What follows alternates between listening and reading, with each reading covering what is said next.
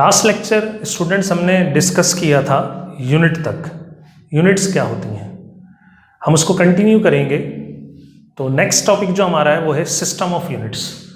तो last time भी lecture में डिस्कस किया कि सिस्टम ऑफ यूनिट क्यों बनाए गए। सिस्टम ऑफ यूनिट दरअसल इसलिए बनाए गए कि जो यूनिट ऑर्बिट्रेरी नंबर दिया जाता है वो कुछ कंट्रीज़ और कुछ ऑर्गेनाइजेशन ने अपना अपना सेट किया, तो हम उसको उसी तरतीब से पढ़ते हैं कि कौन कौन से सिस्टम बनाए गए।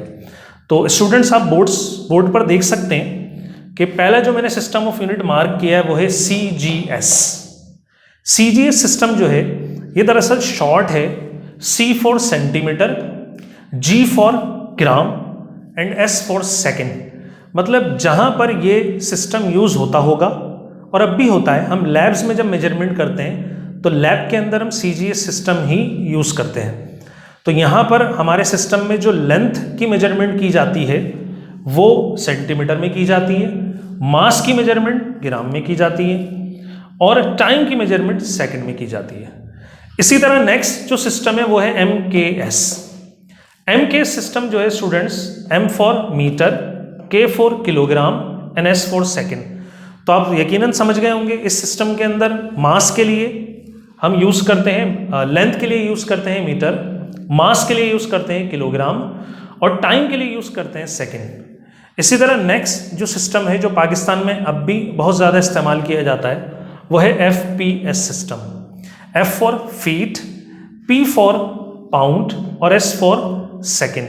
आज भी हम जब मेजरमेंट करते हैं लेंथ की तो फीट में या फुट जिसको बोल रहे होते हैं उसमें हम चीज़ों की मेजरमेंट करते हैं। इसी तरह पाउंड में हम मास को डिस्कस कर रहे होते हैं। इसी तरह टाइम सेकंड में लिया जाता है। जब ये बहुत सारे सिस्टम बन गए तो दुनिया ने ये महसूस किया कि क्यों ना एक इंटरनेशनल सिस्टम को इंट्रोड्यूस करवाया जाए। तो एक इंटरनेशनल सिस्टम इंट्रोड्यूस करवाया गया जिसका नाम था SI system, system of international. अब इसके अंदर मास, लेंथ और टाइम की यूनिट्स को क्या रखा गया? इसके अंदर मास, लेंथ और टाइम की यूनिट को स्टूडेंट्स वही रखा गया जो MKS सिस्टम की यूनिट्स थी। मतलब कि लेंथ के लिए मीटर इस्तेमाल किया गया और मास के लिए किलोग्राम और टाइम के लिए सेकंड को इस्तेमाल किया गया।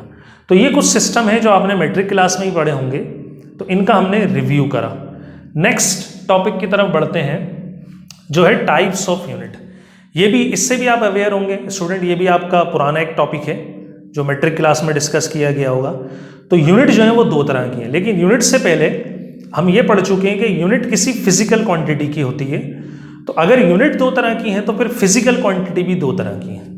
ठीक, पहली यूनिट जो होती है फंडामेंटल या बेसिक यूनिट्स। अब अगर यूनिट फंडामेंटल या बेसिक है तो फिर इसके अगेंस्ट जो फिजिकल क्वांटिटी होगी वो भी फंडामेंटल या बेसिक फिजिकल क्वांटिटीज होंगी। दूसरी डिराइव्ड यूनिट्स, तो इनके अगेंस्ट में जो क्वांटिटी होंगी वो भी डिराइव्ड कहलाएंगी। अब ये क्या है?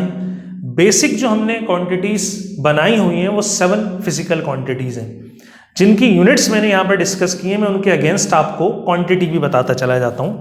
पहली जो हमने मार्क की है वो है किलोग्राम। किलोग्राम मास की यूनिट है, तो ये यूनिट भी फंडामेंटल है और इसकी जो मास क्वांटिटी होगी वो भी फंडामेंटल होगी। नेक्स्ट स्टूडेंट सेकंड, तो सेकंड जो यूनिट है वो टाइम की है। अगर टाइम हमारे पास फंडामेंटल यूनिट है, क्वांटिटी है, तो उसकी ये यूनिट फंडामेंटल है। इसी तरह kelvin for temperature, mole for amount of substance, मतलब एक खास किस्म की मास की मिकदार को हम मोल कहते हैं, उसको भी फंडामेंटल में रखा गया है।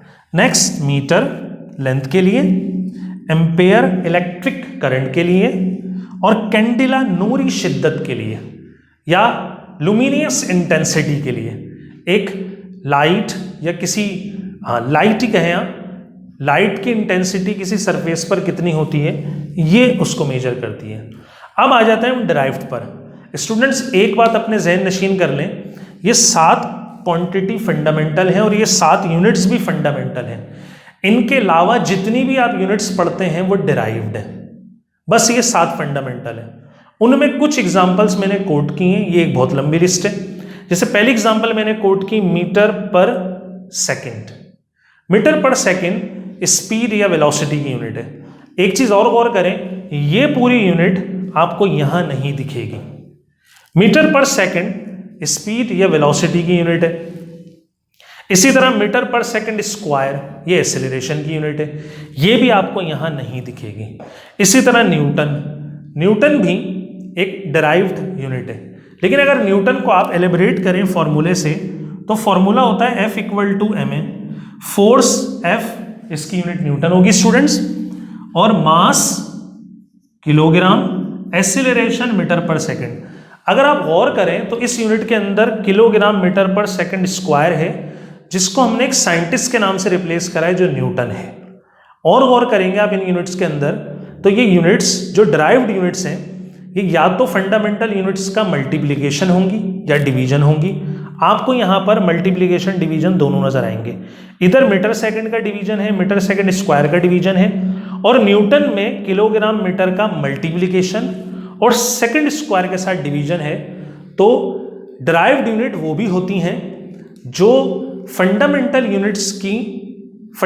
यूनिट्स की मल्टीप्लिकेशन या डिवीजन से हासिल की जाए, उनको भी हम डिराइव्ड यूनिट कहते हैं। तो उम्मीद करता हूं स्टूडेंट्स आपको लेक्चर समझ में आया होगा। हम यहीं से इंशाल्लाह नेक्स्ट लेक्चर कंटिन्यू करेंगे।